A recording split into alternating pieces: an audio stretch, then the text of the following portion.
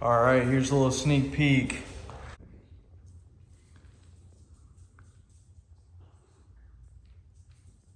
Yeah, these are pretty legit. What's up, guys? Today we're gonna be doing a fun one. As you can tell by the title, another underglow kit for Jensen's Mini Cooper that we just wrapped. And we've been wanting to do this for a while. Got a kit, same one that I have on my car. And right off the bat, I'm just gonna say, I know a lot of people are probably gonna be like, oh, that's not the best kit you can buy. I'm just saying, for the money, this kit compared to something that's $300+, a lot of people don't have the money to afford that or don't want to spend that much. So I'm just saying, for the price and, you know, reliability, this is the best kit that I've ever had for my car. So we've got the Corjo car underglow kit, 300 LEDs, 120 kinds of chasing effects, all Bluetooth, Android, iOS support. So we're just gonna get right into it. We've got the split connection here. You can either run it directly, power to your battery or your fuse box, whatever you want to do. I'm gonna probably go with this route just because there's already an on and off switch with it. So basically run this through the firewall or however to safely get it outside of the car, attach it here. Then we'll be mounting our box somewhere. And then we have all of the different strips. There's 2 small ones for the front. I believe there's 2 long ones for the sides and then 2 small ones again for the rear. And all of them have these nice quick disconnects. So you can screw them on and off and it makes it way more reliable. You can separate the strips if you need to repair anything. But real quick, I'm just gonna go ahead and tie up the connections, plug them in, make sure they all work, and I'll show you guys the app and the effects and everything. They also come with some zip ties and these little U mounts for underneath the car, and also they already have double-sided tape. So pretty much gonna mostly use the double-sided tape, but just use a few of these just for security so they don't fall off. Okay, sorry for the dinging off the bat, guys. So you just scan a little QR in the box of the instructions. Can I see here? It will show you how to download the app. You come in here, and normally this is what it's called to connect to it. So you will turn it. You can turn it on and off like that, and then once you hit enter, here's the dial that I was telling you guys about. You can go through all these different, which they look a lot crazier when they're all bunched up like that. But just so you guys can see the app and understand how you connect to it, once I get everything installed, we'll go back through and check some of these out. I just wanted to show you guys that real quick. Phew, it's warm. So I'll just go ahead and run you guys through this really quick. Basically, one of the hardest parts of doing an underglow kit is figuring out how, especially like if you're doing it like this, how to get your wires from the inside of the car to the outside. So typically, you can run it through your firewall by going up underneath the dash and finding a grommet. But there's literally so much stuff in this car. It's technically BMW. So there's like so much stuff underneath there with like no access. So I'll show you guys pretty much how I ran this and hopefully you can see okay. Basically what I did was, see there, you can't see any wire, right? So I plugged it in and started running the wire, and this will be a little bit different for each car. So I'm just kind of doing a general thing here. So basically, you know, obviously you can't really hide that wire right there, but the goal is to make it, you know, kind of up and out of the way as much as you can. And you still want to give it a little bit of wiggle room in case you want to unplug it, put it off to the side. So I started there, and then I kind of ran it back underneath this trim. This trim actually is movable, so you can see there's a little gap there. You can kind of run your wire through, stuff like that, just kind of pull it out a little bit, tuck it up. And there was already actually some wires up here, up above this light. So as you can see, I don't have it tied up yet, but you can see where I've ran it, and there's already some factory wires going up through there. So I ran it across there and then over to this little kick panel. And like I said, I am gonna go ahead and fasten those up. But then I ran it behind that kick panel, and I'll still have to do some adjusting here. So unfortunately, like I said, there's not really much of a spot to go through the car. So what I'm gonna do is I basically looped it over this, where this goes right here, and I'll be adding some kind of rubber or something, that way that doesn't get like pinched or anything like too bad. But I'm going over that so I can still kind of tuck it out of the way. And then I'm gonna go underneath the side skirt, because the side skirt comes all the way up to here. So I'll go under, get the wire all the way under that, and then that's where I will I'll connect these connections. I'm gonna end up soldering these, the other connection where the box is at for the Bluetooth controller. So I'll solder those together, so that'll be nice and good. And the key is basically to start from the front of the car, and the kit actually splits. So you come over here to where the controller is, right here. So the power wire will be soldered to this guy right here.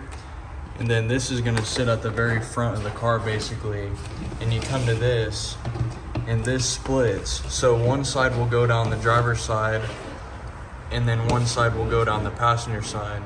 So these two will be the front ones that will make the front LED strip, and then it'll split.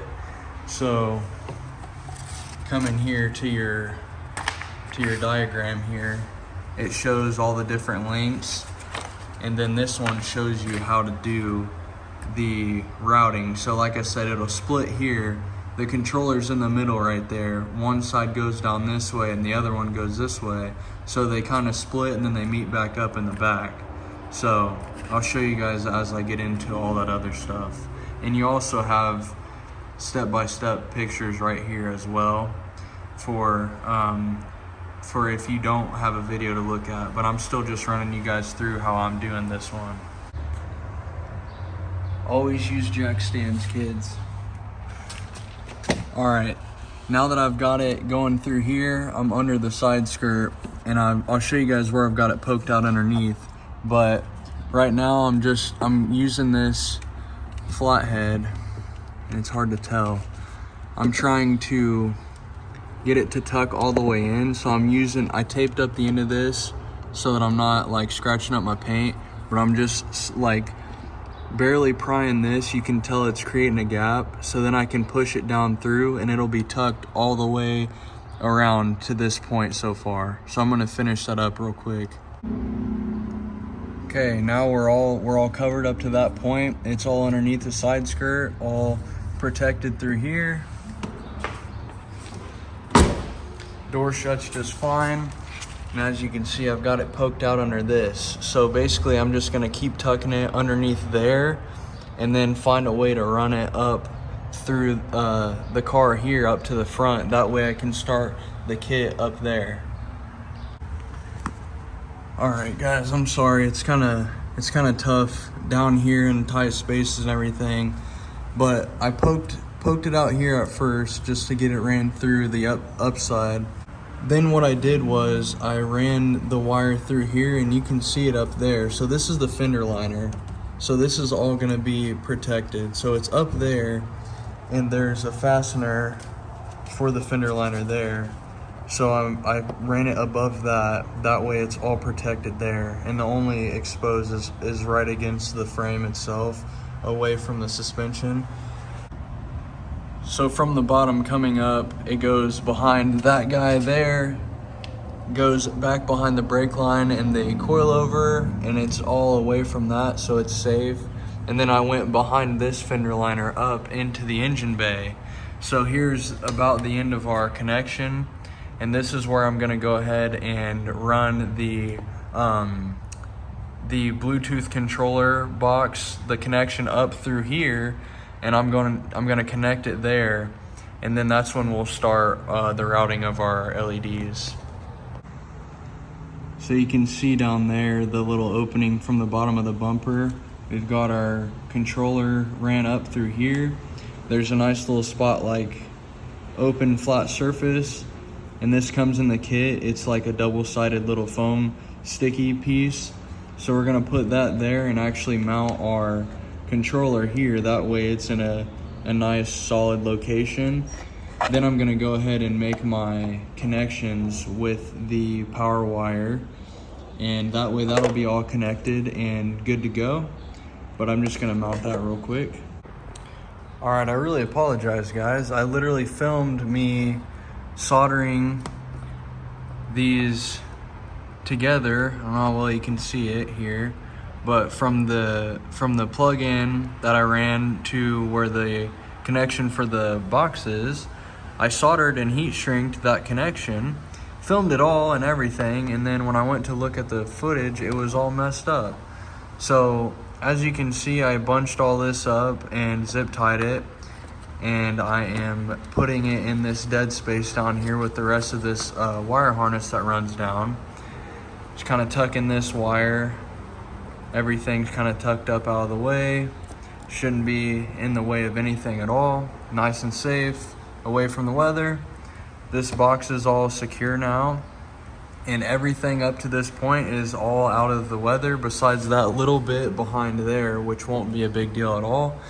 And now I'm going to start at the bottom and start running. But first, what I always like to do, especially after making that connection, all the power is actually ran. I'm gonna turn the LED kit back on just to make sure everything else is working properly. Yep, looks like we're good. Time to have fun, mounting all this stuff. We're not fully done yet, but I went ahead and took the backing tape off for the double-sided tape, stuck this up, and this is kind of awkward because there's not a great place to put this, and this goes from the middle, and like I said, there's two for the front. So I put this starting in the middle, stuck it going to here, and as you can see, I have went ahead and ran the wire up back behind the mud flap, and it is going, this is going to be picked up back and zip tied up with these guys right here, and then it's going to follow the power that I ran behind the mud flap on this side, or the fender liner. So as you can see, we're with the power wire going behind here, and this is one of those quick connects that I was telling you guys about. So this disconnects here. I'm gonna have this connection hopefully up and out of the way and safe from weather, even though that's definitely watertight seal, but it would be better if it's up out of the way. So I'm getting ready to bring the rest over here and plug it in and get it up out of the way. I just wanted to show you guys the routing of that. Okay, you can see the zip tie there a little bit, and then we're running back along the mud flap, and then I've got the other strip on, as you can see. From there I made the connection, and then I was able to tuck all of the wires up in the mud flap where the rest of this stuff is, and it's all nice and secure up there. I know it's kind of hard to see, but ran my other strip all the way down, and then I'll come back through with a couple of those little U-clamps, and about on the end, in the middle, and then on the other end, just to be sure that they're not gonna fall off. This 3M stuff's pretty good, but the underneath the car is textured, so I'll do that just in case. All right guys, so again, you kind of gotta pick and choose where you're mounting at. The only place really under here to mount is this heat shield, which is kind of nice actually though, because all I had to do was drill a hole and I ran a zip tie. And the only thing that I'm worried about, which I don't think you will, but if you get a certain angle down low, you might be able to see an LED strip. And that's a good reason why I didn't mount it on the bottom here, because this is the actual bottom of the bumper, and it always looks kind of tacky if you can actually see the LED strip. So this should be up out of the way enough where you can't see it. And I was able to utilize the heat shield for a mounting place for a zip tie on the backside. So I just ran the wire up and over the sway bar, which I know you can't really tell, it's hard to see, but I went up and over the sway bar back there, and then I mounted it here, or I zip tied it here, so it's all up out of the way of anything that's like moving. And then I'm just going to keep it above the heat shield and tuck it up back here somewhere. So I still gotta make my connection, but once I screw that in and tuck it up, this side will be all done. So now, just to secure this on the textured undercoat of this, you're just gonna slide this over. That way you can see where your holes are gonna be at. And I'm going to take my smallest drill bit that I have. It's just a touch smaller than these little screws that it comes with, and these are not self-tapping. So I'm gonna drill a little bit of a hole and then use my drill to screw these in. That way there's gonna be a few brackets actually holding this thing up so it doesn't fall. All right, I've got her clamped up, a few spots, and on that one. So now I'm gonna lower the car and just see how it looks on this side so far. All right, here's a little sneak peek. Only one of the fronts is on, which it does look almost consistent, but there is that far one isn't quite on yet. It's just under there, but everything's mounted up on this side, which it'll probably look a little bit better when it's all the way dark. But we're getting somewhere, and you guys are like all the way on the ground almost, and you can just barely see that LED strip right there. So nobody's gonna be low enough to actually see that. But that's it for this side. We've got it done. Everything's all good on the one side. So now I'm just literally going to mirror that on the other side, so I won't film that, and then we'll see what it looks like when it's all the way done. All right, it's the moment of truth. Car's back on the ground, it's all done. I have to lower the lights and see what she looks like all together. Have Jensen maybe flip through some of the different color settings and see what she likes. So once it's open, it'll be the SP 110. So they're on, then hit enter. And then there's 120 different things. But yeah, I'll sit here and let Jensen flip through some of them so you guys can see what it looks like. So these are those all just solid colors, or are they going in between? Yes. Okay.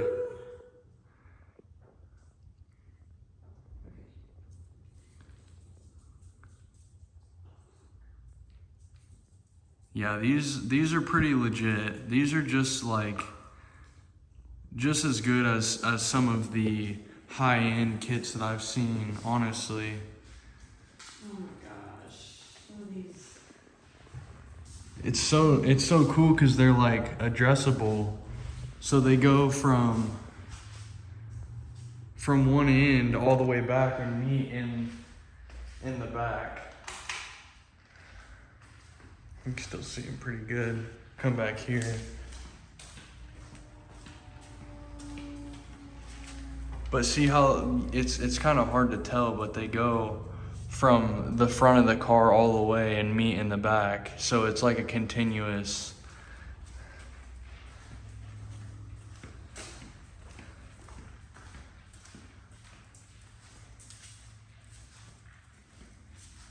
And I do believe you can slow them down.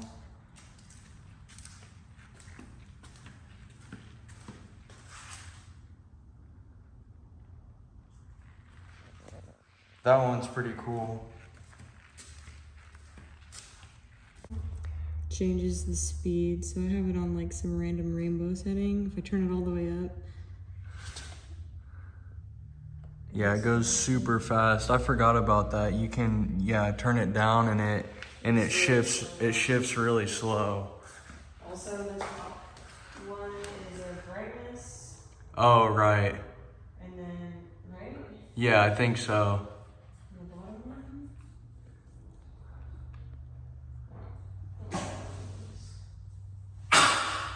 Spike. Yeah, so there we have it. All done. Looks super sick. What do you think? It's pretty crazy. Just keep adding things to it, and it's blowing my mind every day. Yeah. So there's just a handful of things left that I really want to do to it cosmetically, but she's a brand new car.